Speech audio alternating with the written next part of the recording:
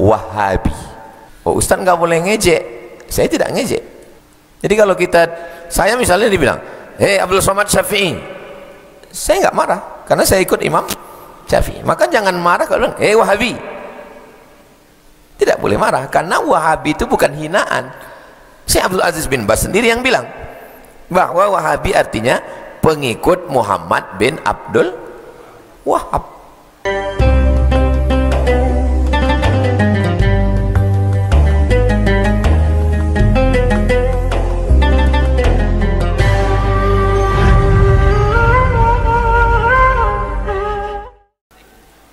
Pak Gubernur.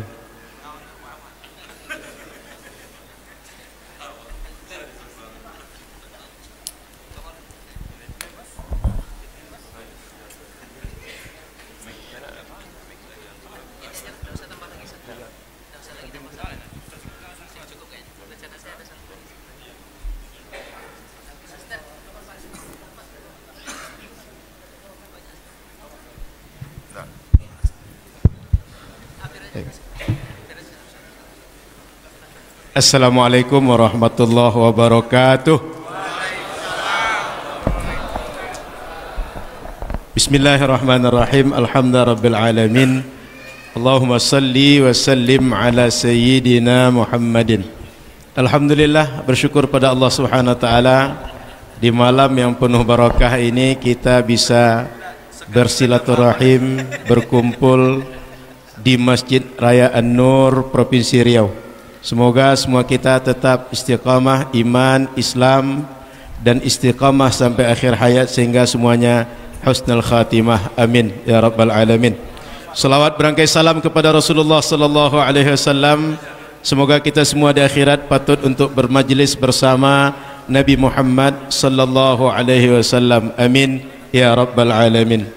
Yang sama-sama kita muliakan para ulama, para alim, terkhusus Tuan Guru Bajang Muhammad Zainul Majdi, kemudian Tuan Guru kita Ustaz Abdul Somad, kemudian Bapak Gubernur Bapak Abdul Wahid, Bapak Ahmad, kemudian Bapak Asisten 1, serta para pimpinan di lembaga di pemerintahan Riau dan tokoh masyarakat yang hadir, serta pengurus Masjid Raya An-Nur dan semua yang hadir Masjid Raya An-Nur yang dirahmati Allah Subhanahu wa taala. Bapak Ibu yang dimuliakan Allah Subhanahu wa taala, malam ini adalah malam yang sangat istimewa. Di tengah pesantren dibicarakan orang, di depan kita duduk para alumni pesantren. Kalau Tuan makan bubur lebih enak dengan duren. Beliau berdua ini bukan sekedar gubernur, beliau berdua adalah gubernur alumni pesantren. Jadi yang duduk depan kita ini tak sekedar gubernur. Tuan Guru Bajang, Gubernur Nusa Tenggara Barat 2008 sampai 2018. Betul Tuan Guru ya? Dan Bapak Abdul Wahid, Gubernur kita sejak saat ini, mudah-mudahan bisa 3 periode Bang? 2 periode. Nah, kalau tidak 3, 2 periode, insya Allah.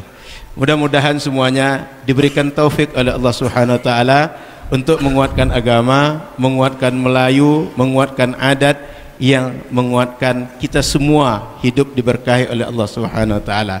Bapak Ibu dimuliakan Allah Subhanahu wa taala, malam ini kita akan mendengarkan titisan ulama Sumatera, Syekh Abdurrahman Silau yang dulu belajar di Makkah, dan titisan ulama Nusa Tenggara, Syekh Muhammad Zainuddin Abdul Majid yang dulu juga belajar di Makkah. Kedua-duanya adalah keturunan ulama yang belajar di Makkah, tetapi keduanya bertemu di Al-Azhar dan malam ini bertemu di Masjid Raya An-Nur, sehingga Sumatera dan Nusa Tenggara diperjumpakan oleh Masjid Raya An-Nur. Maka kita malam ini bercerita tentang bagaimana masyarakat muslim Melayu beragama. Dulu kiblat ilmu kita ke Makkah. Orang-orang tua kita kalau belajar itu semuanya ke Makkah. Belakangan bergeser, ada yang ke Yaman, ada yang ke Mesir, tapi dominasinya ke Mesir. Dan lebih banyak saat ini kiblat ilmu itu merujuk ke Al-Azhar di Mesir. Dan malam ini juga Tuan Guru Bajang, beliau tidak sekedar seorang alumni Al-Azhar Mesir, tapi beliau ketua alumni Al-Azhar Mesir Indonesia. Artinya seluruh alumni Al-Azhar Mesir Indonesia ketuanya adalah beliau. Maka kita memberi tajuk Tabligh Akbar malam ini adalah Risalah Al-Azhar, Panduan Beragama Masyarakat Muslim Melayu. Oleh karena itu di awal kita minta Tuan Guru Bajang bercerita kenapa kita mesti dengan Risalah Al-Azhar ini beragama, Tuan Guru. Kenapa kita ini mesti merujuk, mereferensi ke Al-Azhar. Sehingga nanti akan banyak turunan-turunan setelah itu. Ustaz Abdul Somad juga akan mengupas kenapa ini yang menjadi panduan agama kita. Kepada Tuan Guru kami persilahkan dengan segala hormat.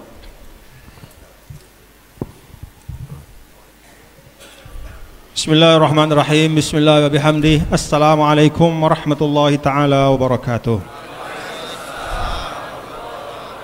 Alhamdulillah wassalatu wassalamu ala habibina Rasulillah Sayyidina Maulana Muhammad ibn Abdillah wa ala alihi wa sahbihi wa man tabi'a huda ila yaumil qiyamah, amma ba'd. Hadratul Fadil Al-Akhil Aziz Profesor Syekh Abdul Somad Batubara Hafizahullah wa al-ikhwa al-azhariyin al-mawjudin wal asatidzah al-kiram, para tuan guru, para alim ulama, para tokoh masyarakat yang semuanya saya muliakan dan saya hormati. Bapak Gubernur Provinsi Riau yang saya hormati, Bapak Ahmad, anggota DPR RI, dan juga saya hormati serta semua hadirin hadirat, Ustaz Al-Nof Dinar yang saya muliakan. Bertanam padi di sawah permai, airnya jernih mengalir tenang, adat dijunjung, syarak dipakai, tegak seimbang sepanjang zaman. Masya Allah, Masya Allah. Ini baru ditulisnya bersih. Pohon beringin di tepi halaman, akar menjalar kuat berpaut, syarak memimpin adat berjalan, Melayu teguh marwah tak surut. Bulan purnama sinarnya suci, menyinari laut dan tanah permai, Islam abadi di sanubari, menjaga Melayu aman dan damai. Sata'an nuru fi Melayu diyaan, fahtadal qawmu waqtafau khairu hadi, qama fiha ad-dinu sorhan matinan, baina ilmin wa makrumatin wajadi. Alhamdulillah, pada malam hari ini Ustadz Al-Nof membuka dengan pembukaan yang sangat menarik tentang Risalatul Azhar. Kenapa hari ini banyak sekali anak-anak kita generasi muda Islam termasuk di Riau ya. Bahkan saya dengar dari Duta Besar Mesir itu untuk tahun ini saja itu ada 4.000 permohonan visa dari putra-putri Indonesia yang ingin belajar di Al-Azhar. 4.000 bapak-bapak saudara-saudara. Dulu 1991 pada waktu saya datang itu seluruh mahasiswa Indonesia di Al-Azhar, laki-laki maupun perempuan, itu jumlahnya 2.000 orang. Sekarang 1 tahun saja yang mau berangkat itu 4.000.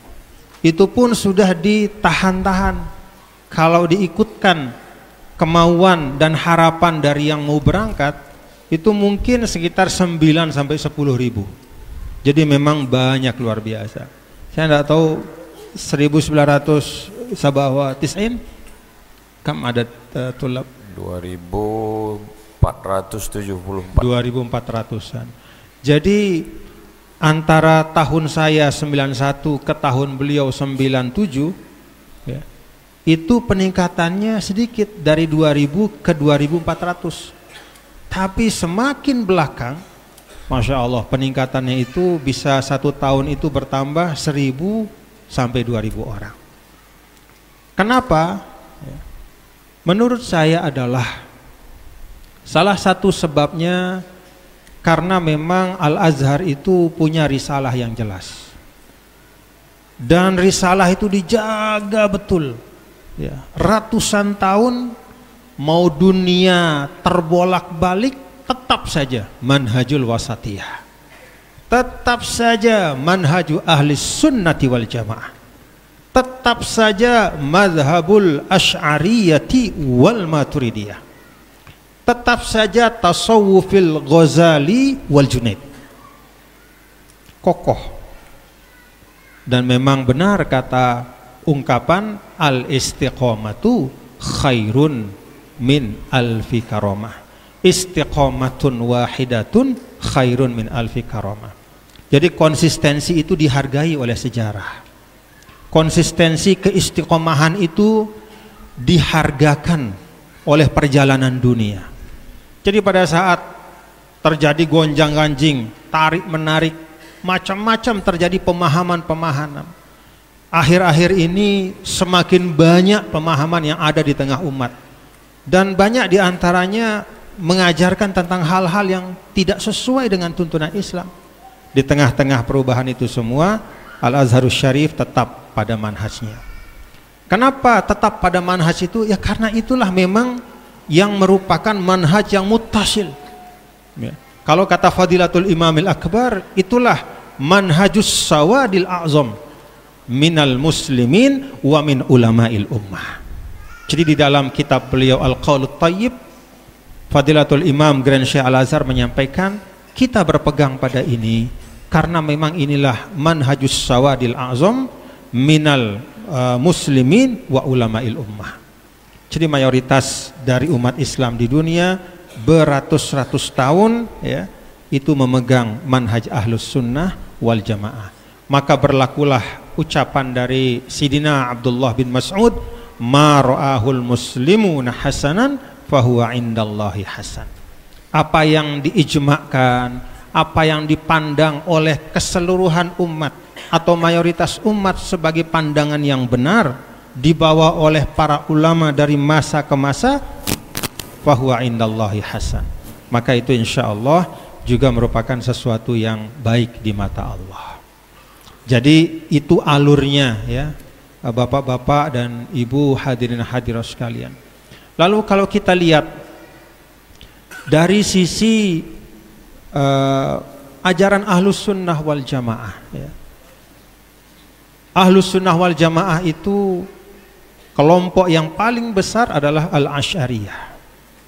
Imam Abul Hasan al-Asy'ari, kalau kata Ibnu Asakir di dalam kitabnya Tabyinu Kadhibil Muftari fima nasaba ilal Imamil Asy'ari, fa inna Abul Hasani lam yuhdits hadatsan fid din wa innama azhara ma khafiya min sunanis salaf. Jadi Abul Hasan al-Asy'ari itu bukan menciptakan aliran baru, tidak. Abul Hasan al-Asy'ari itu bukan mengarang pemahaman dari sisinya, tidak. Tapi beliau itu merumuskan, menyusun, merapikan, menyusun dalil-dalil, merapikan masalah yang sudah diungkapkan oleh para ulama salaf. Jadi Asy'ariyah itu adalah formulasi yang tertib dari pemikiran para ulama salaf. Karena itu semua pandangan-pandangan Asy'ariyah itu bisa dirujuk sampai kepada para ulama salaf dan bahkan sampai pada Nabi besar Muhammad sallallahu alaihi wasallam. Kenapa itu cocok bagi kita umat Islam termasuk di Indonesia ya? Karena di dalam pandangan Asy'ariyah itu ada nilai-nilai yang cocok dengan kita. Munculnya saja Imam Asy'ari itu sudah cocok dengan kita. Kan para hadirin ingat, dulu ada perdebatan yang luar biasa antara Al-Jabariyah dengan Al-Qadariyah.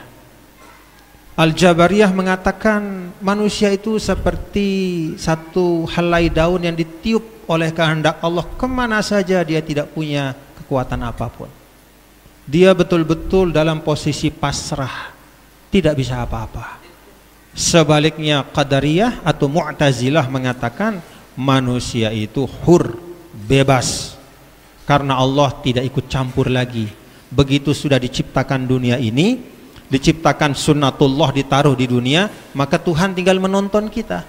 Kita ditonton mau ngapain saja. Maka semua orang bertanggung jawab penuh atas apa yang dia lakukan dan Allah tidak ikut-ikutan. Nah, pertentangan ini keras lalu kemudian hadirlah Imam Asy'ari untuk menengahi, ya. Maka di dalam Asy'ariyah itu ada namanya al-kasbu. Memang semua ditakdirkan oleh Allah, tapi manusia punya ruang untuk berikhtiar. Jadi dari awal memang Asy'ariyah itu semangatnya adalah at-taufiq wal islah. Jadi selalu berusaha mendamaikan. Karena itu cocok dengan masyarakat Melayu, cocok dengan kita di Indonesia, ya, untuk hidup harmonis, untuk selalu mencari solusi atas perbedaan-perbedaan pendapat yang ada. Kalau tidak bisa ketemu solusinya, minimal saling menghormati dalam persaudaraan.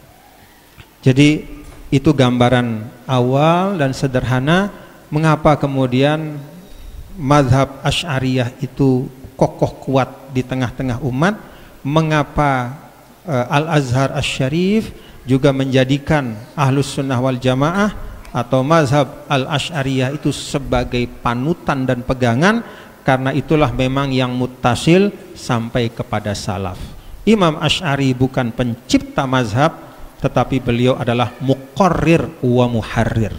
Beliaulah yang mengurutkan, yang menyusun dan merapikan sehingga mudah dipahami oleh umat. Terima kasih. Assalamualaikum warahmatullahi wabarakatuh. Waalaikumsalam warahmatullahi wabarakatuh. Jadi Imam Abu Hasan Al-Asy'ari tak membuat yang baru, tapi yang mentah di generasi salaf beliau jadikan sebuah bentuk yang instan sehingga umat mudah untuk bagaimana mengamalkan dan bagaimana meyakini agama ini.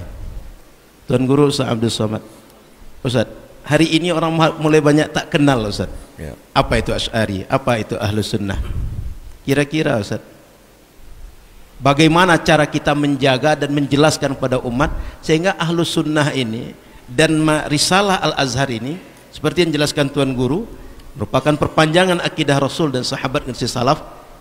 Bagaimana cara kita menjaganya Ustaz? Bismillahirrahmanirrahim. Assalamualaikum warahmatullahi wabarakatuh. Alhamdulillah, Allahumma salli ala Sayyidina Muhammad wa ala ali Sayyidina Muhammad. Memang sedap ikan sepat ditangkap di Tanjung Uru, karena selalu dekat dengan Pak Ahmad. Baju ketua masjid pun jadi biru.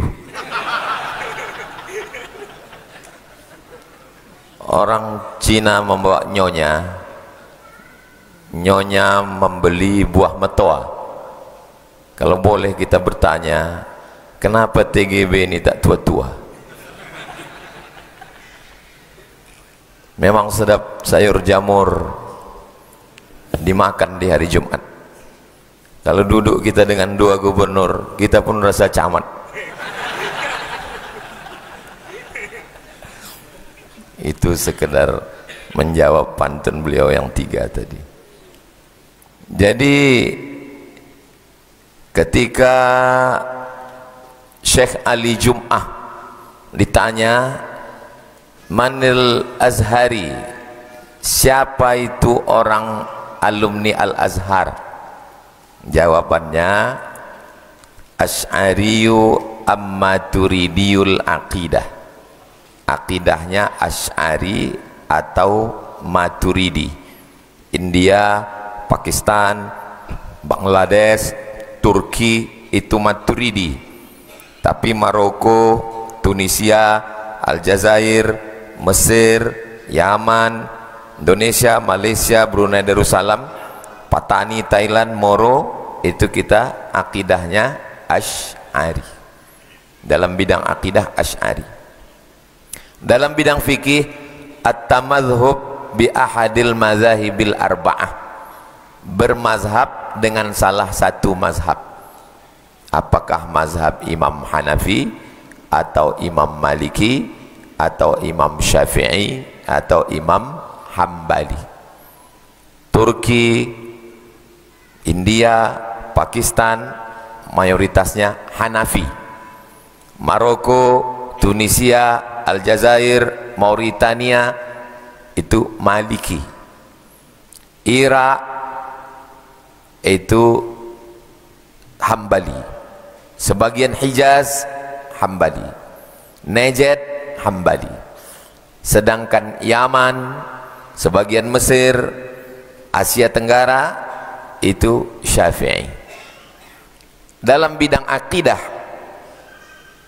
Asy'ari, dalam bidang fikih Syafi'i, dalam bidang tasawuf mengikut Imam Junaid Al-Baghdadi. Pokok dasar-dasarnya Imam Junaid Al-Baghdadi, tapi disusun secara sistematis dan cantik finalnya pada Imam Abu Hamid Al-Ghazali. Makanya selalu ini trilogi namanya. Trilogi ini yang mesti dipegang. Kata dosen kami di Darul Hadis dulu, namanya Syekh Muhammad Yasif, dia ketua majelis ilmi. Kata dia Maroko itu triloginya 3. Akidahnya Asy'ari, fikihnya Maliki, dan tasawufnya Junaid Al-Baghdadi dan Imam Al-Ghazali. Kata Hadratus Syekh Muhammad Azim Asy'ari, pendiri Nahdlatul Ulama, dalam kitabnya Risalah Ahli Sunnah wal Jamaah, NU itu akidahnya Asy'ari, fikihnya Syafi'i, dan tasawufnya Junaid Al-Baghdadi dan Imam Abu Hamid Al-Ghazali. Nah, sekarang kita tes dari mulai ujung Aceh sampai Papua, apakah kita pegang trilogi ini? Aceh, nama mufti Aceh Syekh Nuruddin Ar-Raniri, yang menulis kitab judulnya As-Siratul Mustaqim. Akidahnya Asy'ari, fikihnya Syafi'i, tasawufnya Abu Hamid Al-Ghazali. Aceh. Turun ke bawah Aceh, Sumatera Utara, nama mufti kerajaan Melayu Delhi itu namanya Syekh Hasan Maksum. Murid-murid Syekh Hasan Maksum inilah yang mendirikan Al-Jam'iyatul Wasliyah.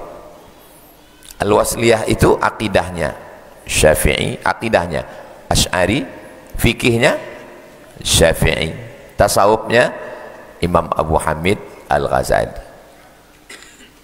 Siapa di sini yang ikut Al-Wasliyah ini? Pimpinan Pondok Pesantren Nurul Azhar, namanya Dr. Kiai Haji Muhammad Hanafi. Kalau Kiai itu pakai sarung. Aceh, Sumatera Utara. Sekarang Sumatera Barat. Sumatera Barat itu Inyak Canduang, Syekh Sulaiman Ar-Rasuli dengan Inyak Jaho membuat satu ormas namanya PERTI, Persatuan Tarbiyah Islamiyah. Persatuan Tarbiyah Islamiyah itu akidahnya Asy'ari, fikihnya Syafi'i, tasawufnya Junaid Al-Baghdadi dan Abu Hamid Al-Ghazali. Siapa alumninya di sini?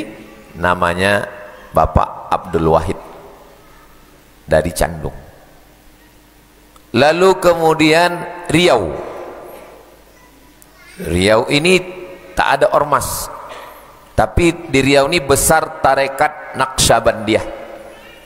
Mengambil tarekatnya dari Jabal Abi Qubais. Nama mursyid yang mengasih tarekat itu turun ke muridnya namanya Syekh Sulaiman Zuhdi.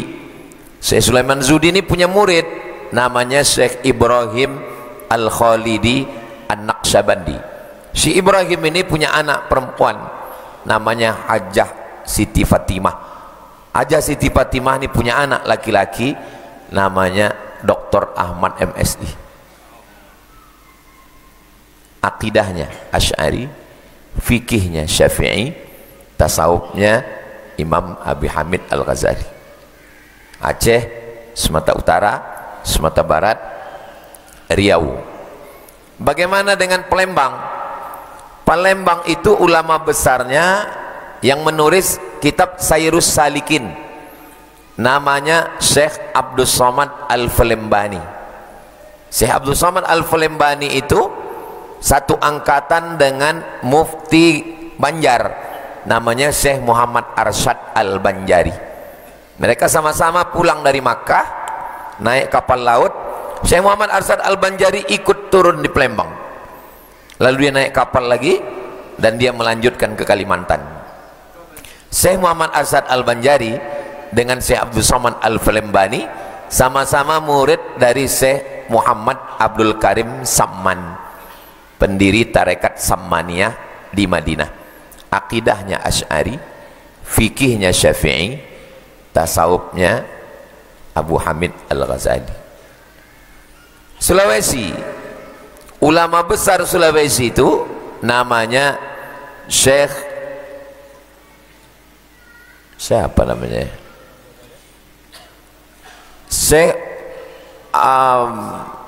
Yusuf Al-Makassari, Tajul Khalwati. Syekh Yusuf Al-Makassari belajar kepada ulama Aceh sebelum pergi ke Makkah, namanya Syekh Abdul Rauf As-Singkili. Jadi mereka udah punya jaringan Nusantara, waktu itu belum ada Indonesia.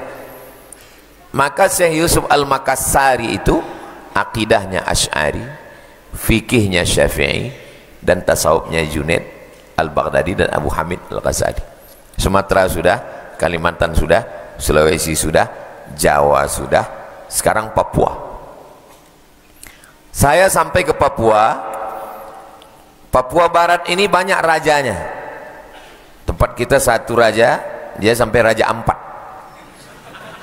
Banyak raja. Dan raja itu masih hidup sebagiannya sampai sekarang.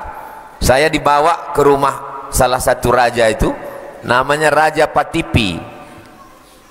Apalah yang ada Tuan Raja Patipi simpan?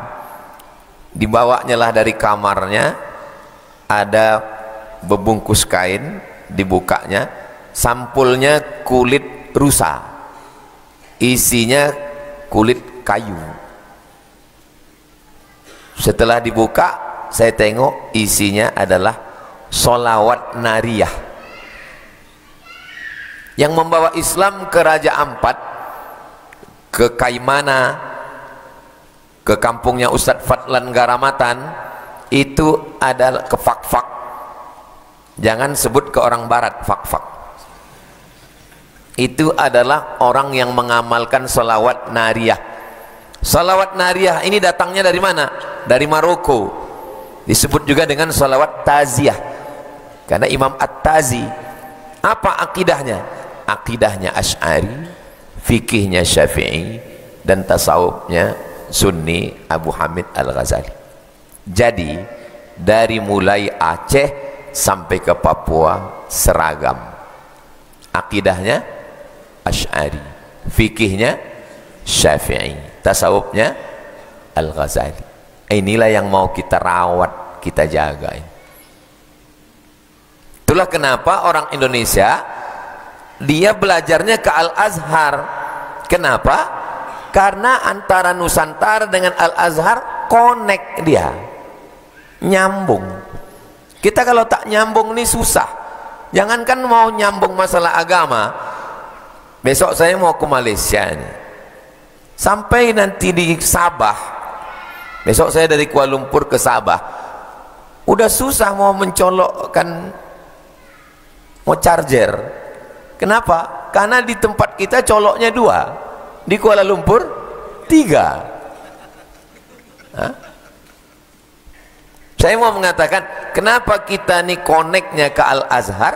Karena 3 tadi, akidahnya Asy'ari, fikihnya Syafi'i, tasawufnya Abu Hamid Al-Ghazali. Nah, ada kelompok satu lagi yang sedang dipopulerkan belakangan ini, mau dicoba kira-kira cocok tidak di bumi Melayu. Namanya bukan Asy'ari, bukan Maturidi, bukan Syafi'i, bukan Hambali, bukan Maliki, bukan Al-Ghazali, tapi apa namanya? Wahabi. Oh, Ustaz nggak boleh ngejek. Saya tidak ngejek. Saya tidak ngejek, saya bacakan ya kalimatnya. Jadi kalau disebut Wahabi itu bukan mengejek. Nih saya bacakan ya. Ada pertanyaan dari Irak. Pertanyaan dari Irak.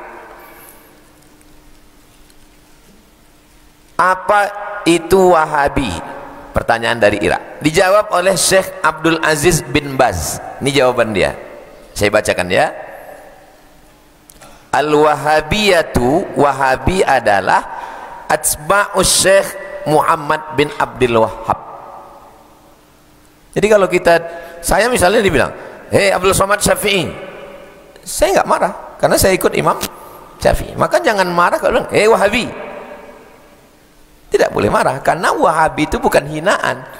Syekh Abdul Aziz bin Baz sendiri yang bilang bahwa Wahabi artinya pengikut Muhammad bin Abdul Wahhab. Udah. Cocok tidak mazhab ini dikembangkan di Nusantara? Tidak cocok. Ustadz tahu tidak cocoknya dari mana? Karena sudah beberapa laporan mengatakan dia tidak connect, nggak nyambung. Ada jamaah kita tinggal di Garuda Sakti, nelpon saya malam-malam, kata dia, "Tolong kasih solusi Pak Ustadz, apa masalahnya? Keponakan saya ini ngikut ngaji ke Ustadz Wahabi, terus sekarang dia mau bunuh-bunuhan sama bapaknya." Saya tanya kenapa? Karena semua kaki celana dipotongnya. Kata bapaknya, "Yang beli celana itu aku. Kenapa kau potong?" Kata anaknya, "Kalau lewat di bawah mata kaki masuk neraka." Jadi dia nelpon saya, "Gimana solusinya?" Saya bilang, "Kalau kau biarkan dua gendangnya mati syahid mereka ini." Karena bagi anaknya membunuh orang kafir mati syahid. Ayahnya itu di mata dia kafir. Si ayah juga menggunting celanaku, berarti ku gunting juga kau. Jadi solusinya saya bilang, keponakanmu ini jangan kau biarkan dia serumah sama ayahnya, bawa dia balik ke rumah. Nanti kalau ada masalah telepon saya. Sudah 5 tahun nggak ditelepon, berarti sudah selesai masalah. Biasanya jamaah itu menelpon saya kalau ada masalah. Itu satu contoh kasus. Kasus 2, bapak ini memasukkan anaknya ke sekolah Wahabi. Saya tanya, "Kenapa anak bapak di situ?" Kata dia, "Saya cuma mau ngambil hafalan Qur'annya aja." Cuma mau ngambil hafalan Qur'annya aja Pak Ustadz. Ya saya ini Ustadz yang lembut kan, nggak pernah saya menghasut orang. Jadi saya bilang, "Iyalah, ambillah Qur'annya." Pas libur semester anaknya nih balik, pas lagi makan kata anaknya, "Ya ternyata NU itu sesat, Muhammadiyah itu sesat, Perti itu sesat, Ustadz Somad itu sesat." Gitu. Ditariknya anaknya. Dia lapor ke saya tanya, "Kenapa bapak tarik anak bapak?" "Untuk apa anak saya hafal Quran, hebat bahasa Arab, kalau memasukkan saya ke neraka?" Jadi yang sudah teruji, yang 3 tadi, dari mulai Aceh sampai Papua sudah ribuan tahun teruji. Yang satu ini baru mau coba-coba dan kontra. Untuk di sekitar kita ini aja, Wahabi ini ada 3 kelompok. Ada satu kelompok yang di Pekanbaru, ada satu kelompok di Bangkinang, ada satu kelompok yang dekat rumah saya. Dan 3 kelompok ini tidak bisa bersatu. Yang kelompok Bangkinang itu tidak pernah mengisi pengajian sekalipun di RJ Abu Darda, tak bisa. Kenapa? Karena dia sangat eksklusif, padahal sesama Wahabi. Jadi kalau model begini yang mau dikembangkan, ini Pekanbaru ini bisa pecah berapa? Ini sebagai masukan ke Pak Gubernur. Nggak bisa dia membuat persatuan. Saya bisa ceramah di Masjid Muhammadiyah. Saya ceramah di Masjid Muhammadiyah belakang Ramayana. At-Taqwa Belakang Ramayana itu, sampai saya minta ngundurkan diri, bukan saya dipecat. Saya mengisi di Masjid Muhammadiyah yang ada di Jalan Paus itu, sampai saya izin, Pak, saya tak sanggup lagi. Artinya kita bisa mengisi di masjid mana saja. Dia sesama masjid dia pun tidak. Yang dekat rumah saya itu tidak dipakai di Bangkinang dan tidak dipakai di Pekanbaru. Yang di Pekanbaru tidak bisa dipakai di Bangkinang. Dia sangat eksklusif. Jadi model beragama yang model mana yang mau dipakai? Membid'ahkan orang pada perkara yang khilafiyah. Maulid Nabi. Maulid Nabi itu ketika kita katakan kau buat maulid, ya bid'ah. Itu dengan mengatakan bid'ah itu sama dengan mengatakan berarti dolalah. Setelah dolalah berarti fitnar. Itu konsekuensinya itu 3. Sebetulnya malam ini saya tidak merasa sedang ceramah, seperti sedang memberikan masukan ke Komisi 8. Karena komisi ini komisi dunia akhirat kan, karena dia mengerti. Saya sekarang ini tidak merasa sedang ceramah, tapi sedang memberikan pembekalan ke gubernur, kemudian Komisi 8 DPR RI, dan ke calon presiden. Nah, jadi sampai mana hilang pula, nggak konsen. Itu kan fitnah ustadz. Itu kan fitnah ustadz yang mengatakan tadi anak kecil mengatakan ini sesat. Itu fitnah loh. Itu videonya yang viral. Video viral yang jenggotnya putih panjang itu bukan anak-anak, itu atuk-atuk itu. Yang bilang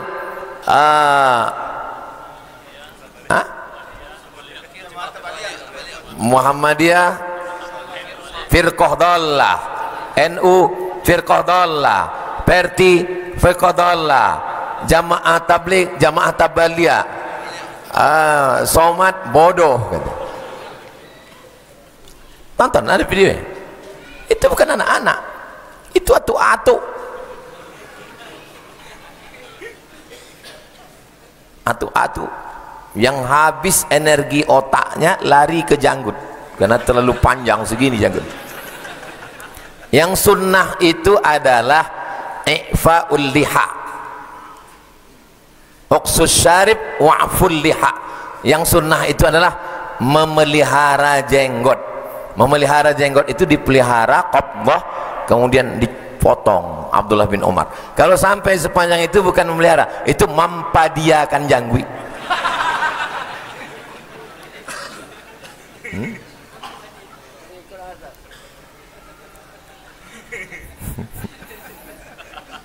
Jadi kalau kita mau menjaga Islam, maka kita mesti jaga yang 3 ini. Alhamdulillah, yang ini Asy'ari, Syafi'i, Al-Ghazali, yang Perti juga begitu. Bagaimana dengan Tuan Guru Bajang? Ada seorang laki-laki namanya Syekh Rahmatullah Al-Hindi. Syekh Rahmatullah Al-Hindi ini jago berdebat. Buku dia judulnya Izharul Haq, 2 jilid. Buku itulah yang dihafal oleh Ahmed Dedat.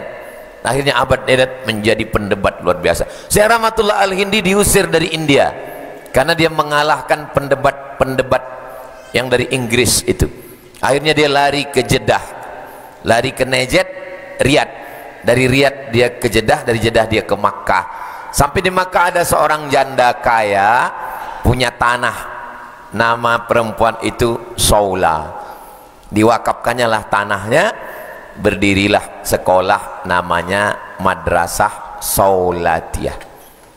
Saulatiyah ini akidahnya Asy'ari, fikihnya 4 mazhab, tasawufnya Sunni. Abu Hamid Al-Ghazali. Salah satu alumni dari Saulatiyah tadi pulang ke Sumatera, mendirikan pesantren tertua di Sumatera tahun 1912, namanya Syekh Mustafa Husain Nasution. Itulah pesantren Mustofawiyah yang santrinya sekarang 12.000 orang di Purbabaru, Madinah, Mandailing, Natal. Salah satu dari murid alumni Saulatiyah tadi pulang ke Lombok, Nusa Tenggara Barat, mendirikan Nahdlatul Wathon. Sekolahnya sudah di 23 provinsi se-Indonesia. Lalu kemudian namanya Syekh Zainuddin Abdul Majid. Kemudian Syekh Zainuddin Abdul Majid tadi punya anak perempuan. Anak perempuannya itu melahirkan anak laki-laki, dikirim ke Al-Azhar, S1, S2, S3, doktor di Al-Azhar. Namanya Dr. Haji Muhammad Zainul Majdi, Tuan Guru Bajang. Jadi benteng-benteng Ahlus Sunnah wal Jamaah itu sedang menghadapi kelompok yang besar karena menggunakan alat multimedia, dan kita berhadapan dengan umat, mohon maaf, yang tidak mengerti. Saya ini kan orangnya gaptek, gak ngerti masalah laptop. Kalau saya tak ngerti laptop, saya pergi ke toko laptop. Yang laptop yang mana yang saya cari? Yang saya beli laptop yang paling cantik salesnya, kan? Kata dia, beli ini aja Pak, Bapak jangan beli Acer, karena Acer ini awas cepat rusak. Bapak jangan beli Asus, agak susah. Bapak beli ini aja. Itulah yang saya ikut. Inilah yang terjadi sekarang. SD tak belajar agama, SMP tak belajar agama, SMA tak belajar agama, kuliah, mata kuliah cuma 2 SKS PAI, lapailah PAI. Habis itu sibuk kerja, habis kerja nikah, punya istri, punya anak. Ketika umur 30-40 rindu kepada agama, nyari-nyari di internet, rencana mau masuk ke pondok, pondoknya roboh. Cari-cari di TV, mau pondok mana, dibilang kiainya ngambil amplop sesat, yang ditontonnya TV 7. Yang bagus kebetulan channelnya channel ini, akhirnya dia terikut. Itulah yang terjadi sekarang ini. Ini yang terjadi sekarang. Kalau Tuan pergi ke Padang, jangan lupa membawa rendang. Saya ini sebetulnya nggak boleh panjang-panjang, karena makan di bawah sudah teridang. Itu sangat. Baik, terima kasih Ustaz. Jadi kalau kita tengok dari Aceh sampai Papua, trilogi tadi jelas.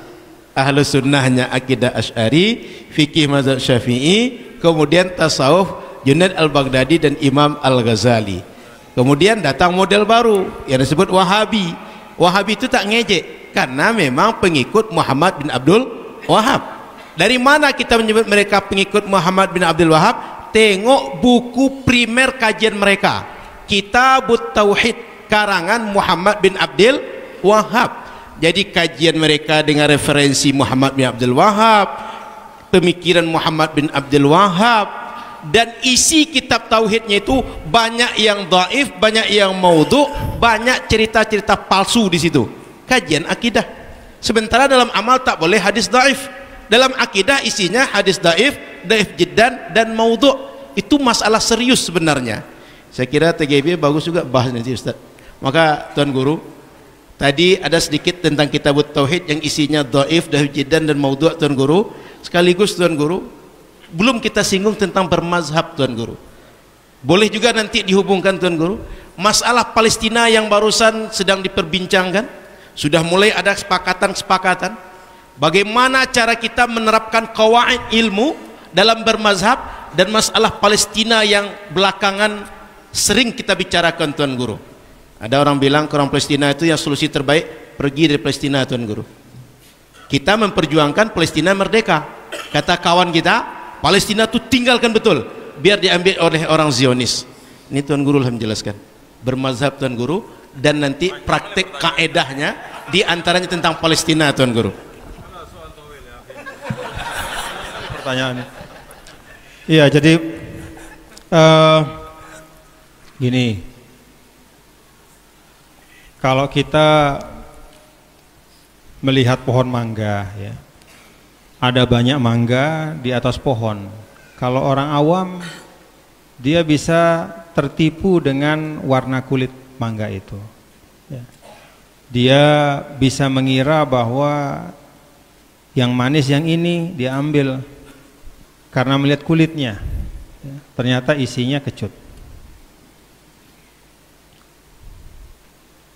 Maka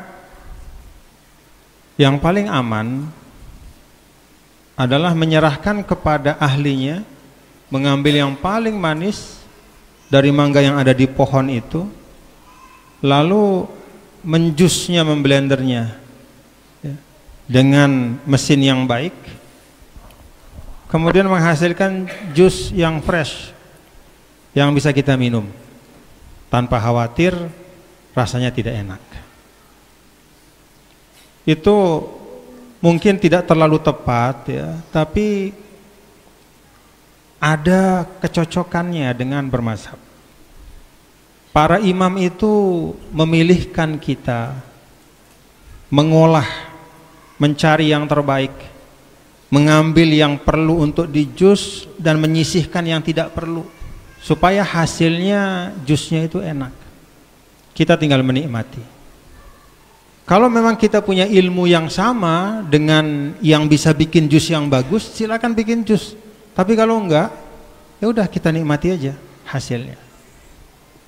Nah, para imam mazhab yang 4 terutama itu adalah orang-orang yang memang mengetahui seluruh seluk-beluk bagaimana mengambil hukum dari Al-Quran dan hadis dengan menggunakan kaedah-kaedah, dengan menggunakan penalaran, ya, bukan hanya naklun tapi juga aklun, ya.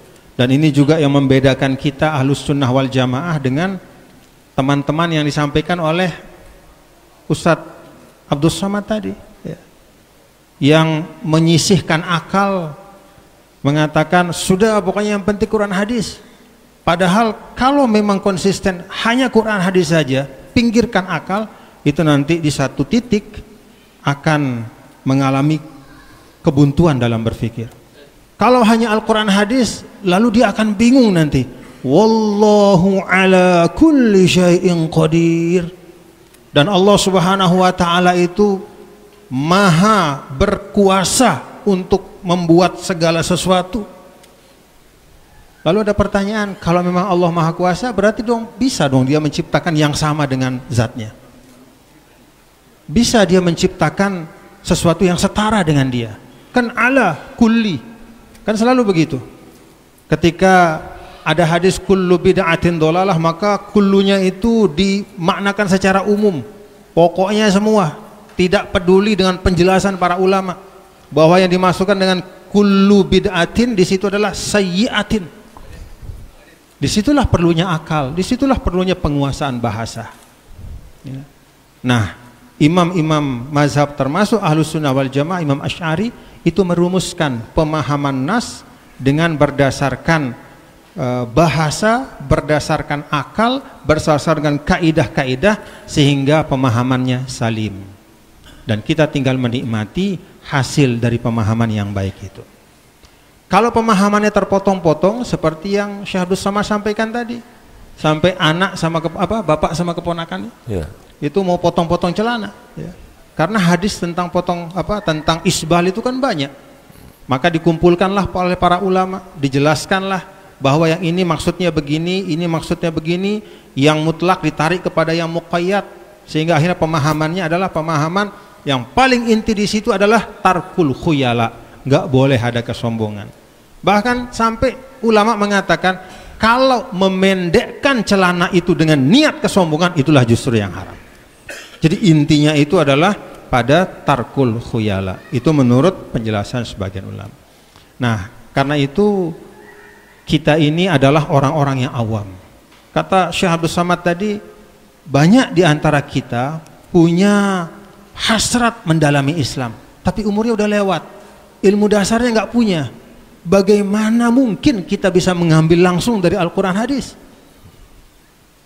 Kalau tidak paham, ya, jangankan hari ini saya, Anda, pada masa dulu masih para sahabat saja, tidak lama setelah Rasulullah SAW wafat, pada masa Sayyidina Umar, ada sahabat yang salah paham terhadap Al-Quran. Ada seorang sahabat, saya tidak usah sebut namanya, didatangkan kepada Sayyidina Umar Ibn Al-Khattab. Sahabat-sahabat yang lain mengatakan, ya Sayyidina Umar, tegakkan had untuk orang ini. Dia habis minum minuman keras, mabuk-mabukan. Dibawa ke depan Sayyidina Umar. Begitu Sayyidina Umar akan menjatuhkan hukuman, dia bilang, stop dulu. Saya tidak boleh diberlakukan hukum untuk dicambuk. Karena saya ini orang yang beriman dan bertakwa. Bukankah dalam Al-Quran ada firman Allah, laisa 'alal ladzina amanu wa 'amilus solihati junahum fima ta'imu idza mattaqaw wa amanu wa 'amilus solihati tsumma taqaw wa ahsanu akhiril ayat. Tidak ada masalah bagi orang yang beriman, beramal soleh, kalau dia bertakwa untuk makan dan minum apapun. Kan saya beriman, kan saya beramal soleh, maka saya boleh dong minum minuman keras. Itu sahabat membaca satu ayat. Sayyidina Umar dalam riwayat itu sampai tertegun, agak kaget. Untung saat itu ada Sayyidina Abdullah bin Abbas. Kata Sayyidina Abdullah bin Abbas, Pak, bukan itu maksud ayat tadi. Ayat itu turun sebagai jawaban atas pertanyaan sebagian sahabat pada masa Rasul, mempertanyakan bagaimana nasib orang tua mereka, sahabat-sahabat mereka yang meninggal dunia pada saat khamar belum diharamkan. Jadi sampai akhir hayatnya masih minum karena memang belum diharamkan khamar. Maka mereka resah, aduh bagaimana ayah saya, bagaimana sahabat saya, teman saya ini, sampai akhir hayatnya masih minum karena memang belum diharamkan.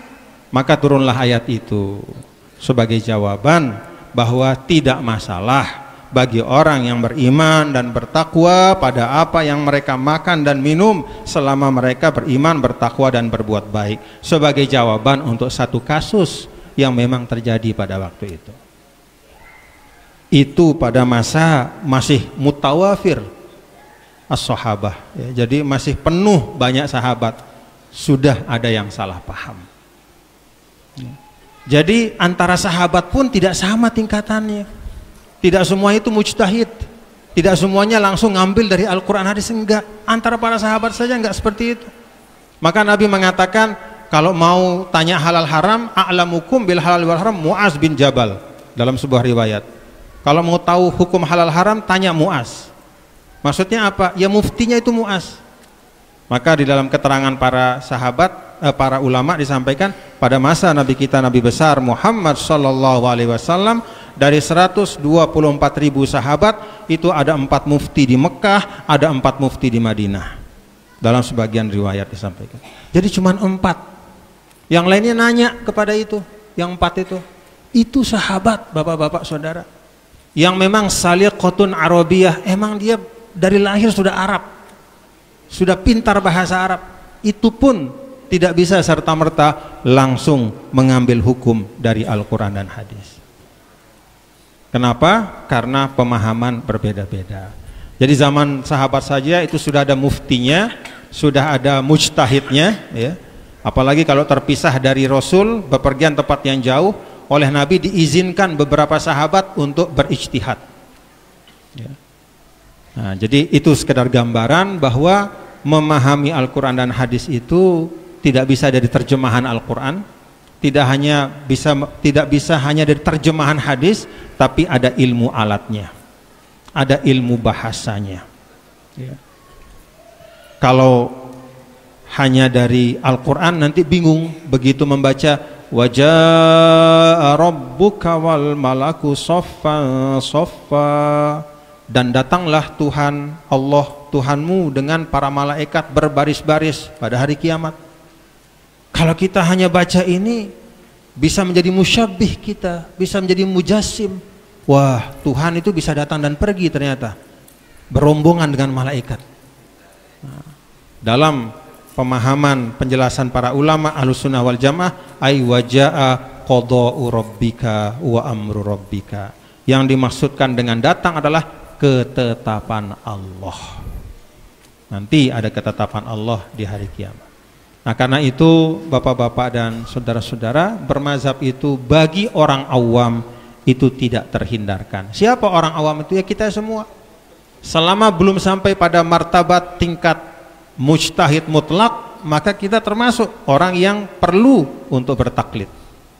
Ya, apalagi kita yang memang masih jauh dari menguasai ilmu-ilmu yang diperlukan untuk itu. Jadi bermazhab itu adalah suatu keniscayaan bagi siapa saja yang belum sampai kepada derajat mujtahid mutlak. Untuk apa? Supaya berislamnya bertanggung jawab. Kalau tidak begitu bahaya, nanti agama jadi main-mainan. Contoh, misalnya dalam masalah akdun nikah misalnya. Kalau kita mazhab Syafi'i kan wajib ya, ada 2 saksi dan ada wali. Tapi dalam mazhab Hanafi itu tidak wajib ada wali. Di mazhab Maliki tidak wajib ada 2 saksi. Lalu ada datang orang menggabung-gabungkan, sudah kita ambil saja. Ambil satu dari mazhab Hanafi nggak wajib ada wali, ambil dari mazhab Maliki nggak wajib ada saksi, akhirnya berdua-duaan saja. Ya, ijab kabul. Ya kan, ngambil. Nah, itu bahayanya. Jadi kalau tanpa bermazhab ya, agama itu menjadi talaut, menjadi permainan hawa nafsu. Karena itu supaya kita selamat ya, supaya kita bisa beragama berislam dengan baik dan mengamalkan tuntunan dengan baik, kita ikuti mazhab yang mu'tabar. Kenapa? 1 dari 4 mazhab, karena itulah yang mudawwan wa muwassaq, bisa dilacak sampai kepada imamnya langsung. Murid-muridnya itu tertib menyusun sehingga dapat dipertanggungjawabkan. Alhamdulillahirabbil alamin. Allahu a'lam bishawab. Sebelum ke Tuan Guru Ustaz Abdul Somad, Tuan Guru Bajang, saya membaca dan melihat tulisan Tuan Guru tentang opini tentang pesantren sekarang sedang tadi disinggung oleh Ustaz Abdul Somad. Mau datang ke pesantren roboh, nonton TV beritanya semuanya negatif tentang kiai dan pesantren. Ini saya ingin Tuan Guru cerita bagaimana kita menang pesantren, Tuan Guru. Karena tak bisa dipungkiri Tuan Guru, orang belajar agama di pesantren, orang ke Al-Azhar itu orang pesantren, Tuan Guru. Jadi jangan-jangan nanti setelah ini orang Riau tak mau lagi pesantren, Tuan Guru. Tolong Tuan Guru cerita tentang pesantren, Tuan Guru. Pesantren itu salah satu kekayaan umat Islam di Indonesia. Yang namanya kekayaan, maka pasti ada ya, pihak-pihak yang ingin supaya itu hilang. Karena begitu itu hilang, maka umat akan lemah. Karena itu sejak beberapa waktu terakhir banyak sekali black campaign tentang pesantren. Ya.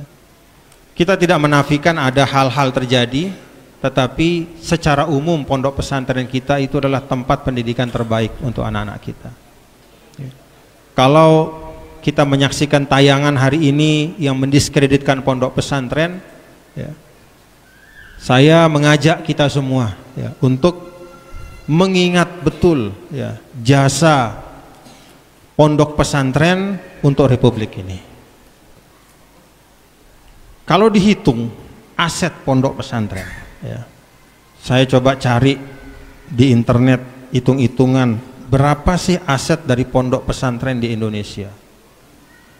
Hitung-hitungan yang moderat ya, itu aset pondok pesantren di 10 provinsi terbesar yang ada pondok pesantrennya. Kita punya 38 provinsi, 10 provinsi terbesar yang ada pondok pesantrennya, itu hitungannya sekitar 700 triliun rupiah. Itu aset pondok pesantren. Dan ini aset yang sudah bisa dihitung ya. Karena banyak sekali tanah-tanah wakaf milik pesantren yang belum terdata. Dan itu semua dari masyarakat. Karena itu tadi Pak Gubernur sampaikan, ya memang itulah seharusnya tugas dari pemimpin. Jadi memfasilitasi amal soleh masyarakat supaya semakin kokoh, ya, memfasilitasi kebaikan masyarakat supaya berkembang. Dan kalau kita saksikan bapak-bapak, ibu, saudara-saudara, mohon maaf ya, yang namanya pesantren itu, ya, kalau kita lihat ini pondok-pondok yang besar di semua tempat, bahkan itu awalnya adalah dari harta pemilik pondok. Jadi bukan mencari uang, tapi dia mewakafkan tanahnya, bahkan dia jual tanahnya, ya, untuk membangun pondok. Jadi betul-betul lillahi ta'ala untuk memajukan umat. Dan itulah sumber keberkahan kita di Indonesia. Karena itu tidak perlu khawatir ya kita terhadap, jangan takut ya terhadap anak-anak kita yang kita mau masukkan pondok pesantren. Yakini bahwa insya Allah di pondok-pondok pesantren itu anak kita selain mendapatkan ilmu juga mereka mempelajari adab ya. Pasti banyak black campaign ya, kasus-kasus diangkat, dibesar-besarkan ya, diributkan, padahal di tempat lain, di lembaga pendidikan lain itu jauh lebih banyak masalahnya. Tapi begitu menimpa pondok pesantren langsung diviralkan, ramai sekali. Kita memperbaiki apa yang kurang, tapi ingat hasanat pondok pesantren itu tidak terhitung untuk republik ini ya. Dan insya Allah sekali lagi itu tempat yang terbaik untuk anak-anak kita belajar hari ini. Tidak hanya belajar ilmu, tapi juga makrumatun wajad, mempelajari akhlak yang mulia dan juga karomun nafs, kemuliaan diri. Assalamualaikum warahmatullahi wabarakatuh. Jadi kita jangan salah persepsi dengan black campaign tentang pesantren, karena sesungguhnya kejadian seperti di pesantren yang lebih buruk tempat lain sebenarnya banyak, tapi tidak muncul ke permukaan. Pesantren sengaja dinaikkan ke permukaan, tentu ada tujuan, dan kita hati-hati dengan pemberitaan. Ustaz Abdul Somad, tadi kita cerita banyak tentang Ahlus Sunnah, Ustaz, cerita tentang bagaimana trilogi yang agak mudah masyarakat mengenali, Ustaz. Kami ini ingin disebut Ahlus Sunnah, Ustaz. Seperti apa masyarakat mengenali Ahlus Sunnah, atau ciri yang paling mudah dikenali masyarakat bahwa dia sudah dalam Ahlus Sunnah, Ustaz, baik dalam akidahnya, baik dalam amaliyahnya, Ustaz, sehingga masyarakat ini dia tahu saya ini Ahlus Sunnah, saya bukan Ahlus Sunnah. Silakan, Ustaz. Kalau mau memasukkan anak ke pondok, boleh enggak Bapak Ibu lihat silabusnya, buku wajibnya apa ya? Ini kita mau beli laptop nih, ini balik cerita laptop balik. Ini berapa giga, berapa tera, kecepatannya berapa, layarnya, yang pokok-pokok aja dulu, yang detail-detail tak usah lah. Yang pokoknya boleh saya tengok buku akidahnya, boleh. Apa akidahnya? Wujud, qidam, baqa, mukhalafatul lil hawadisi, qiyamuhu binafsihi, wadaniyah, kudrat, iradat, ilmun, hayat, sama, basar, kalam. Nah, ini insyaallah pondok ahli sunnah wal jamaah. Dari situ dah ketahuan nanti dia sepaket itu fikihnya. Fikihnya mazhab Syafi'i, matan takrib, fatul qarib, i'anatul talibin, al-mahalli, kanzur raghibin. Ini berarti nanti tasawufnya, ini kami pakai Ihya Ulumuddin, karena terlalu tebal enggak terbaca, akhirnya ringkasan Syekh Jamaluddin Al-Qasimi Mau'izatul Mu'minin. Jadi dari buku itu udah ketahuan, jadi nggak usah ditengok jidatnya, yang ditengok wajahnya, karena kita tidak bisa nilai dari casingnya. Dilihat ini untuk menyelamatkan anak-anak kita. Malaysia, Brunei Darussalam itu Islamnya itu ditopang oleh 4 pilar, 4 tiang. Tiang yang pertama dasar negaranya Islam. Tiang yang kedua ada sultan. Sultan itu penolong agama. Tiang yang ketiga ada mufti. Saya nggak boleh ceramah ke Selangor kalau tidak dapat tauliyah dari mufti. Mufti mengatakan Abdul Somad boleh ceramah, baru boleh ceramah. Yang keempat, ada lembaga negara yang khusus menangani agama Islam, namanya JAKIM, Jawatan Kemajuan Islam Malaysia. 4 tiang. Sekarang 4 tiang ini kita cari di Indonesia. Dasar negara kita Pancasila. Karena kalau dasar negara kita Islam, saudara kita di timur dia nggak mau gabung sama kita, dia mau merdeka. Sementara kita menghadapi Belanda, menghadapi Jepang, menghadapi komunis. Akhirnya founding father, pendiri negara ini legowo, ya udah kita hilangkan 7 kata itu. Pancasila, ketuhanan yang Maha Esa dengan mewajibkan syariat Islam bagi pemeluknya. Ya udah kalian orang timur, biar supaya kita gabung, guyup bareng, ya udah Pancasila, ketuhanan yang Maha Esa. Ini untuk persatuan kita. Yang kedua, sultan. Kita tak punya sultan. Sultan Langkat, Sultan Delhi, Sultan Serdang, Sultan Asahan, Sultan Siak, Sultan Pelalawan, Sultan Indragiri, Sultan Jambi, Sultan Palembang. Ada orangnya tapi nggak ada kuasa, tak punya kuasa dia. Dia sama seperti ketua paguyuban aja. Yang ketiga, dengan jatuhnya sultan maka mufti pun jatuh. Siapalah mufti di negeri Melayu ini yang kita kenal? Cuman satu, Syekh Abdurrahman Siddiq, Tuan Guru Sapat. Karena dia yang populer, 20 tahun jadi mufti kerajaan Indragiri. Yang keempat, tidak ada lembaga negara yang khusus mengurus agama Islam, nggak ada. Kementerian Agama, Kementerian Agama itu semua agama.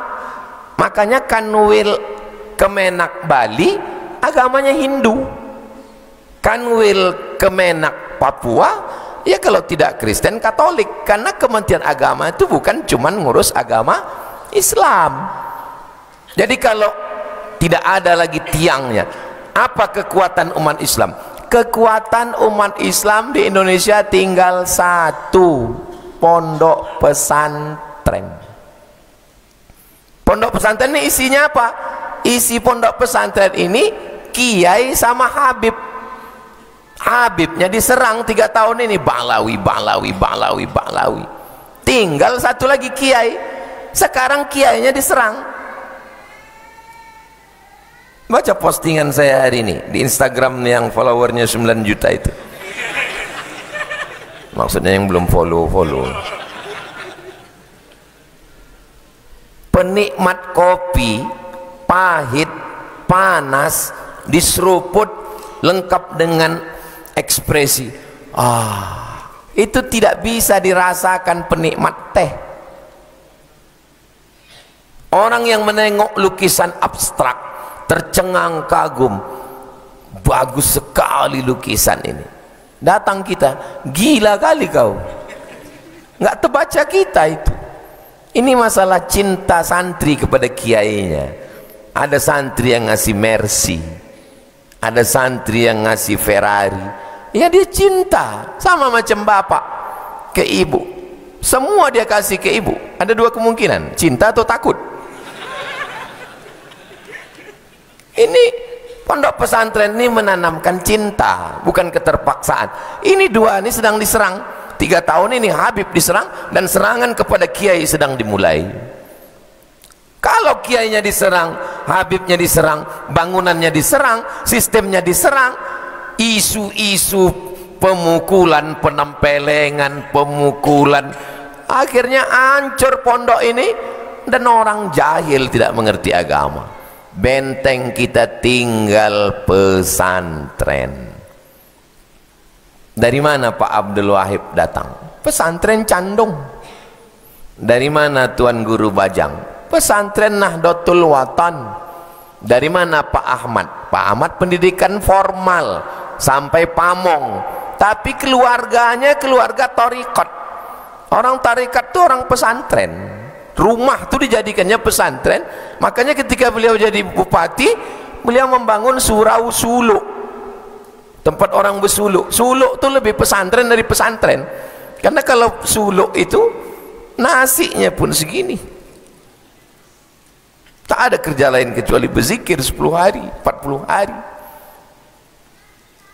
Dan kalau sudah pesantren ini tumbang, habislah Islam kita. Maka ini terstruktur, terorganisir. Umat Islam mesti mengantisipasi dengan baik.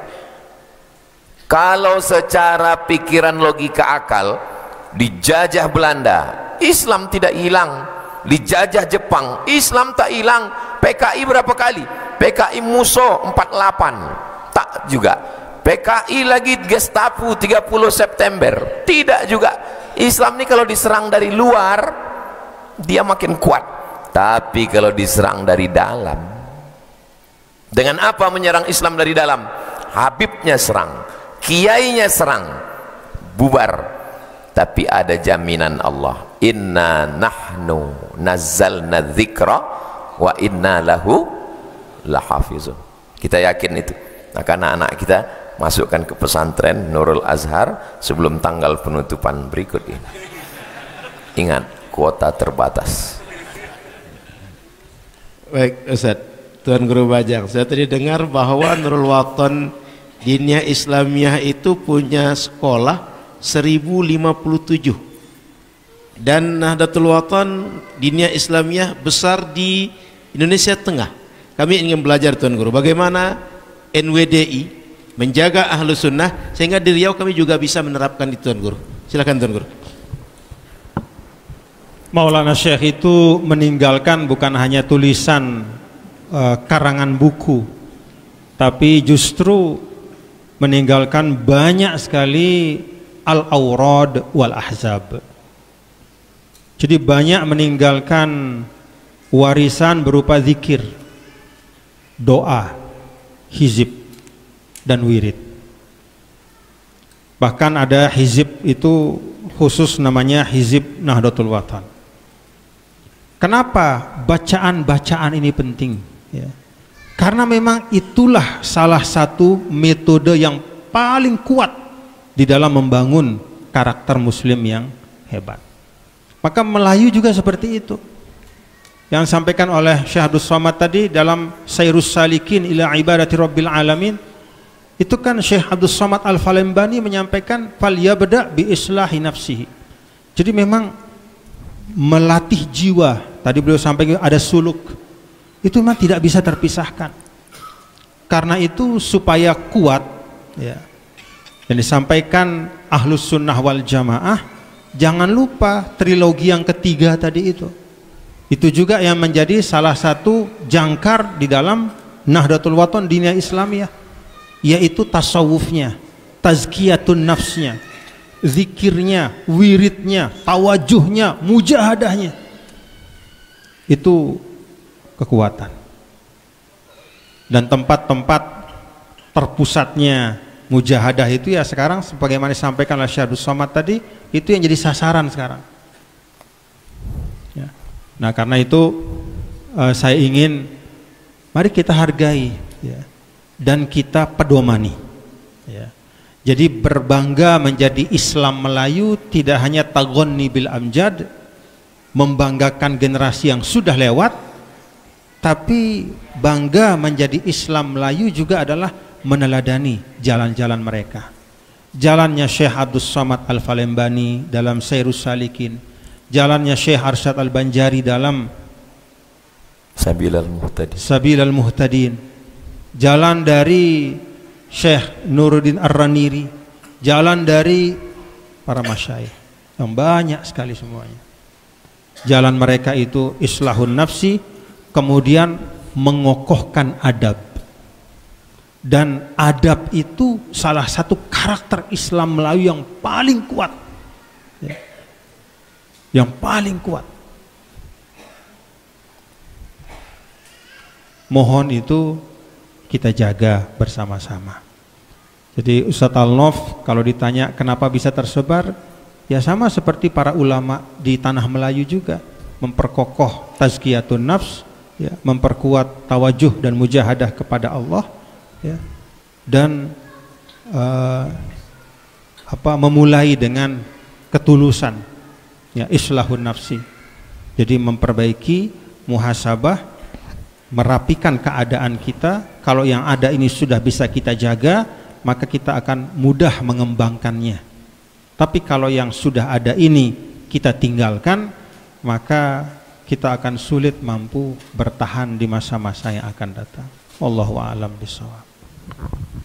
Penutup barangkali Ustaz Abdul Somad. Tadi sudah dibahas ada tariqah, ada tawajuh. Ini umat ini mau juga bertariqah, Ustaz. Cuma bingung, tariqah di mana? Mau bersuluk di mana? Dan bagaimana memulai untuk bersuluk? Dan kapan mesti bersuluk? Lalu hari tua nanti apa guna bersuluk itu, Ustaz? So, banyak orang sekarang makin tua makin bingung, Ustaz. Apakah dengan bersuluk itu tak bingung di hari tua, Ustaz? Tolong Ustaz jelaskan, Ustaz. Kalau kita mau memasang keramik, itu kan ada teknisnya.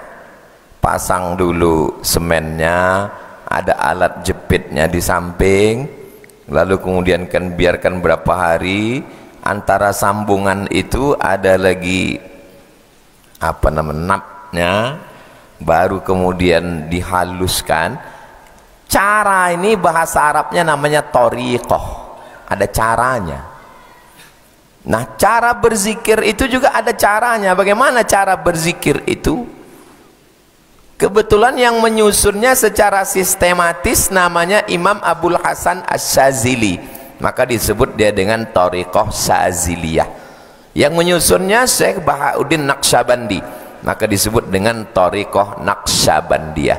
Yang menyusunnya namanya Muhammad bin Abdul Karim Samman. Nama tariqahnya Sammaniyah. Kebetulan yang menyusunnya namanya Abdul Somad. Iya, Somadiyah. Teknis cara berzikirnya, tujuannya tetap ilahi anta maksudi waridhoka matlubi. Kapalnya bisa kapal Naqsyabandiyah, bisa kapal Syadziliyah, bisa kapal Abdul Qadir Al-Jilani Qadiriyah. Nakhodanya ada Syekh Ahmad Ar-Rifai, ada Sidi Ahmad Al-Badawi, tapi lautannya tetap lautan la ilaha illallah Muhammadur Rasulullah. Makanya ketika tarekat yang pertama masuk ke bumi Minangkabau, dibawa oleh seorang anak laki-laki namanya Pono. Tiba-tiba gurunya ini makan sirih. Nama gurunya Syekh Abdul Rauf As-Singkili. Jatuh tepak. Tempat sirih itu namanya tepak. Satu riwayat menyebut cincin. Jatuh ke lubang WC. WC zaman dulu itu lubangnya di bawah, WC-nya di atas. Kalau penuh ditimba. Jatuh, masuk dia ke dalam lubang tai itu untuk membersihkan tepak. Satu riwayat cincin. Dibersihkannya, serahkannya ke gurunya. Apa kata gurunya? Tangan kau ini akan dicium oleh raja-raja manusia sampai hari kiamat. Nama muridnya itu Burhanuddin Ula'an. Sampai hari ini orang setiap hari Rabu berkumpul Basapa namanya. Bulan Sapar, Basapa. Orang Minang ujungnya itu hilang, Basapa. Makanya ada orang Minang ditangkap polisi waktu bawa mobil, ganja, rupanya ganjal. Nah, ujungnya hilang. Nah, walaupun di Minangkabau itu tarekat yang besar adalah tarekat Syattariyah, karena Syekh Abdul Rauf As-Singkili itu tarekatnya Syattariyah dari Syekh Abdullah Syattari. Kemudian datanglah Syekh Ismail Al-Khalidi An-Naqsyabandi, murid langsung dari Syekh Abdullah Afandi, murid langsung dari Syekh Diyauddin Khalid Al-Kurdi An-Naqsyabandi. Tidak pernah dalam sejarah Minangkabau berkelahi antara Syattariyah dengan Naqsyabandiyah. Tunjukkan mana bukti bahwa Syattariyah dengan Naqsyabandiyah pernah kelahi di Minangkabau? Enggak. Bahkan Syekh Zamzami yang dari Candong, tarekat guru Naqsyabandi, beliau Sattari di ujung namanya, tapi kemudian beliau datang ke Besilam menjumpai Syekh Zikmal Fuad, bersuluk Naqsyabandi. Betapa lapang dadanya mereka. Beda dengan tetangga sebelah, beda sedikit dia tak mau. Nah, ini. Siapa yang bisa membebaskan Palestina? Salahuddin Al-Ayyubi. Salahuddin Al-Ayyubi itu akidahnya apa? Asy'ari. Fikihnya Syafi'i. Tarekatnya Syazili. Siapa yang bisa membebaskan Konstantinopel? Muhammad Al-Fatih. Muhammad Al-Fatih itu akidahnya Maturidi, fikihnya Hanafi, tarekatnya Naqsyabandi. Nama gurunya Syekh Aga Syamsuddin. Datang Aga Syamsuddin itu membawa dia ziarah ke bawah pokok kayu besar. Yang terkubur di bawah pokok kayu itu sahabat Nabi yang dulu meminjamkan rumahnya sebelum Nabi punya rumah, namanya Abu Ayyub Al-Ansari. Kata Aga Syamsuddin, wahai Al-Fatih, ini Abu Ayyub Al-Ansari datang dari Madinah kemari mau membebaskan Konstantinopel, umurnya 80 tahun. Sekarang umur kau 19 tahun. 3 versi, ada yang bilang 19, ada yang bilang 20, ada yang bilang 21 karena ikhtilaf tentang tahun lahirnya. Sekarang engkau umur kau 19 tahun, ini 80 tahun umurnya, mau membebaskan Konstantinopel. Bangkit semangat Muhammad Al-Fatih. Muhammad Al-Fatih bangkit semangatnya setelah dibawa ziarah kubur. Ini kalau hidup sekarang Muhammad Al-Fatih ini dibilang kuburiyun. Muhammad Al-Fatih ini kuburiyun. Siapa yang bisa membebaskan Palestina? Asy'ari, Syafi'i, Syazili. Siapa yang bisa membebaskan Konstantinopel? Maturidi, Hanafi, Naqsyabandi. Tunjukkan saya tokoh Wahabi, apa yang dilakukannya? Mana negeri kafir yang dibebaskannya? Mana? Tunjukkan saya. Nggak ada. Dia kalau berkuasa, apa yang dia lakukan? Kalau dia punya kekuasaan, apa yang akan dia lakukan? Ketika dia berkuasa, ada muazzin sebelum azan, innallaha wa malaikatahu, innallaha wa malaikatahu yusalluna 'alan nabi. Dilarangnya. Jangan baca innallaha wa malaikatahu. Bid'ah. Yang azan ini buta. Setiap azan dia innallah, dipancung kepalanya. Di mana bisa kami tengok? Judul kitabnya Fitnatul Wahhabiyah, fitnah Wahabi. Yang menulisnya namanya Syekh Ahmad Zaini Dahlan, mufti mazhab Syafi'i di Makkah.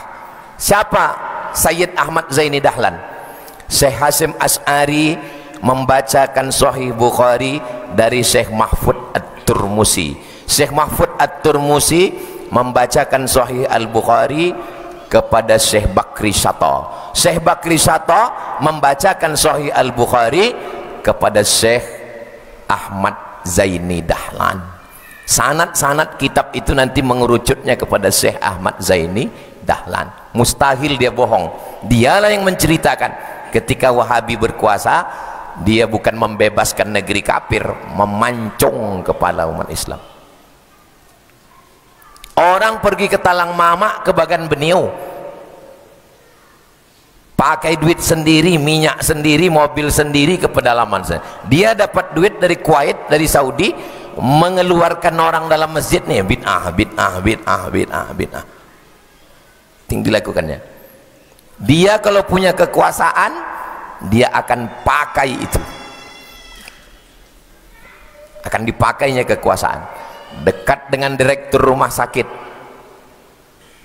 dibawanya ustadz dia, maka semua ustadz-ustadz yang ada di situ yang tak sealiran akan coret. Kajian pertama kita kalau ngajar hadis, hadis yang pertama adalah saya mendengar hadis pertama dari guru saya, guru saya mendengar hadis pertama dari guru saya, guru saya mendengar hadis pertama dari guru saya. Kasih sayang. Ar-rahimuna yarhamuhumur rahman irhamu man fil ardi yarhamkum man fis sama. Mereka kalau mengajarkan hadis, hadis pertama, ainallah, di mana Allah? Siapa yang bilang Tuhan tidak di langit? berarti sudah keluar dari Ahlussunnah, coret namanya. Ustadz kok tahu? Nama saya dicoret dari rumah sakit Ibnu Sina. Ketika dia dekat dengan direktur tuh, dekat, coret nama yang tak cocok. Dekat sama gubernur, kalau dekat dia dengan gubernur, dia akan pakai kekuasaan itu. Kasih tahu sama Somad, jangan senggol kami lagi. Waktu dia dekat dengan gubernur Riau, nama gubernurnya Pak Andi Rahman. Pak Andi Rahman kawan saya, cucu Pak Andi Rahman nikah di rumah tuh saya ngasih namanya, saya yang mentasmiahnya. Maka pesan ke saya melalui Ustadz Fulan, sampaikan ke Somad, jangan lagi. Datang profesor ngasih tahu ke saya, Ustadz, saya sudah menengok pengurus Masjid An-Nur, nama Ustadz tidak ada lagi di penasehat. Saya dulu kan penasehat di An-Nur. Nama Ustadz udah dicoret, tak ada lagi. Ada susunan yang baru. Siapa yang nyusun? Yang dekat dengan Pak Andi Rahman. Siapa namanya? Namanya Ibnu Mas'ud, yang disebut oleh Ustadz Khalid Basalamah di KPK, yang menjual jatah. Dan ikut itu. Waktu ditanya, Pak Khalid Basalamah, dari mana dapat jatah ini? Siapa kata dia? Ibnu Mas'ud. Itulah orangnya. Sekarang baru kubalaskan ke dia.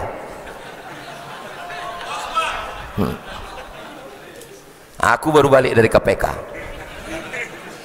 Dia kalau mendapat kekuasaan, kalau sampai dapatnya kekuasaan di Riau nih, habis. Yang pertama dihabisinya Abdul Somad, yang kedua Ustaz Al-Nobdinar.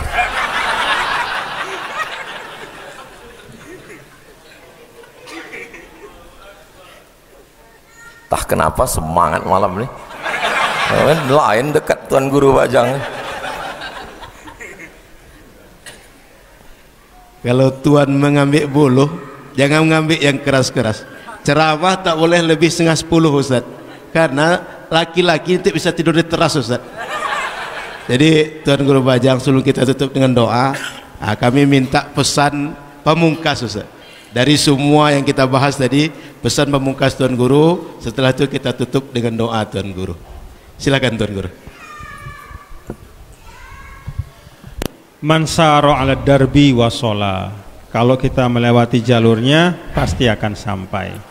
Belajar Islam itu pada ulama mausuqin, yaitu pada ulama-ulama yang bisa dipercaya, yang yattasil sanaduhum ila baginda Rasulullah sallallahu alaihi wasallam, yang sampai sanadnya kepada Nabi besar Muhammad sallallahu alaihi wasallam. Dan terakhir, 3 hal yang disampaikan oleh Syekh Abdul Somad tadi tentang trilogi itu jangan sampai ada yang ditinggalkan, mulai dari akidahnya, fikihnya, kemudian tasawufnya. Dan kalau bicara akidah harus dimulai dengan sifat 20, karena itulah yang membentengi anak-anak kita dari tasbih dan tajsim. Tidak ada gunanya jago ilmu fikih, jago yang lain-lain kalau akidahnya rusak. Jadi sifat 20 itu pokok dan utama. Aqidatul awam, kemudian jauharatut tauhid, itu jadikan sebagai wirid dari anak-anak kita ketika mulai belajar Islam. Wallahu a'lam bishawab. Terima kasih. Bismillahirrahmanirrahim. Alhamdulillahirabbil alamin. Wassalatu wassalamu ala sayyidil mursalin wa ala alihi wa sahbihi ajma'in. Allahumma ja'al jam'ana hadza jam'an mubarakan marhuma. Ya Allah, jadikan perjumpaan kami ini perjumpaan yang diberkahi dan dirahmati. Wa tafarraqana min ba'dihi tafarruqan mubarakan hasanan ma'suma. Dan pisahnya kami, pulangnya kami ke tempat kami masing-masing juga adalah perpisahan yang diberkahi, dijaga dan dirahmati. Hasantu nafsi wa iyyakum bil hayyil qayyumil ladzi la yamutu abada.